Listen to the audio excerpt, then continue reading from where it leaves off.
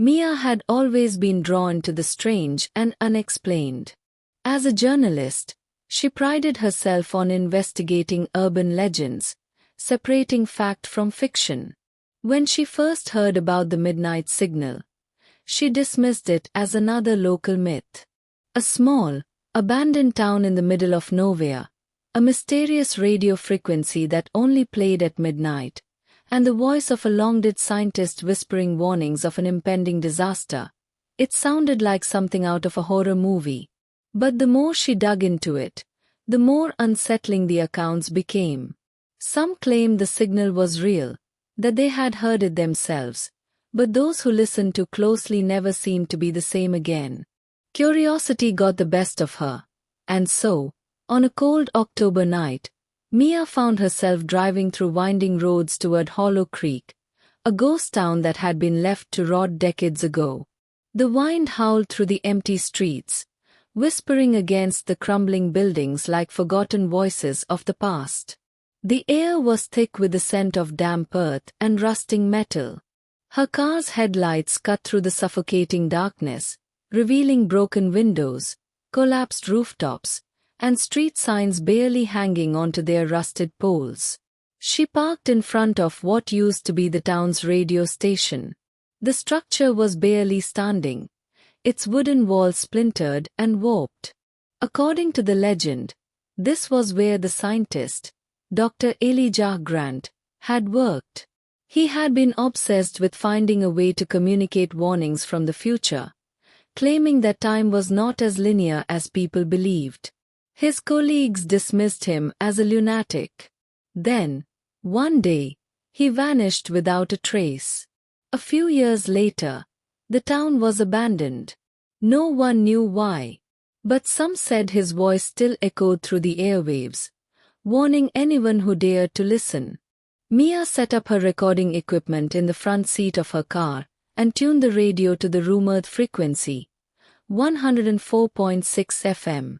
Static greeted her, a constant hissing drone that sent shivers down her spine. She glanced at the clock. 11:57 p.m. Just a few minutes left. She wrapped her coat tighter around herself and waited. At exactly midnight, the static softened, and a faint voice emerged from the noise. It was distorted, hollow, and impossibly cold. "You are not alone. It's watching you." Mia's breath caught in her throat. Her pulse pounded against her ribs as the radio crackled again, this time followed by a distant, almost imperceptible whisper. She turned in her seat, scanning the empty streets through her fogged-up windshield. The town remained still, a graveyard of forgotten memories. But something felt off. The whispering continued, but it wasn't coming from the radio anymore. It was inside the car. The hairs on her arms stood on end as she reached for her flashlight. Slowly, she turned it on and shone the beam around the car's interior. Nothing. Just the empty passenger seat and the stack of notes she had scribbled earlier. But then, the shadows outside the car began to shift. At first, she thought it was just the wind, branches swaying in the dim light. But no, the shadows weren't following the wind. They were moving with purpose. A low hum filled the air, vibrating through the car, rattling the windows. Mia fumbled with her camera, trying to capture whatever was happening. Her fingers trembled as she pointed the lens toward the darkened street. The camera's night vision flickered to life, revealing silhouettes standing motionless along the sidewalks, their features obscured by the grainy green tint. Her breath hitched. There were at least a dozen of them, standing in eerie silence, watching. A sudden knock against her window made her scream. She whipped around, but there was no one there. Her reflection in the glass stared back at her, wide-eyed and shaking. Then, another sound, a scrape against the roof of her car, like fingernails dragging across metal. She threw the car into reverse, tires screeching as she backed away from the radio station. The figures on the sidewalks remained still, unbothered by her frantic escape. But as she sped down the road, she caught a glimpse of her rearview mirror, and her blood ran cold. One of them was inside the car. The figure sat in the back seat, its face hidden in the shadows. Mia could feel its presence, an unnatural weight pressing down on the air around her. She refused to look directly at it, her grip tightening on the steering wheel as she focused on the road ahead. The whispers returned, curling around her ears like cold breath. You heard the warning, but you did not listen. Her vision blurred as panic took hold. She had to get out, had to leave this cursed town. But then, just as suddenly as it had begun, the radio cut to silence. The pressure in the air lifted.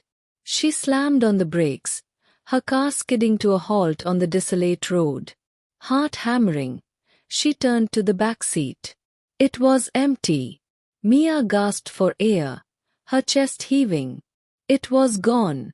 Whatever it was, it had vanished. Trembling, she reached for her camera. The footage was still rolling. She rewound it, scrubbing through the frames, dreading what she might find. And then, there it was. For just a fraction of a second, as she had sped away from the station, a figure had been sitting in the back seat. Its face was a blur of darkness. Its eyes, if it had any, were deep, empty voids. And worse, it had been smiling. Mia didn't sleep that night. She didn't go home. She drove until the sun began to rise, until she reached the safety of the nearest city. She deleted the recording, but deep down, she knew it didn't matter. The legend had been real. She had heard the voice. And she had been watched. Days later, she threw her radio into the trash. But even then, every night at exactly midnight, she swore she could still hear it. The whispering. The warning.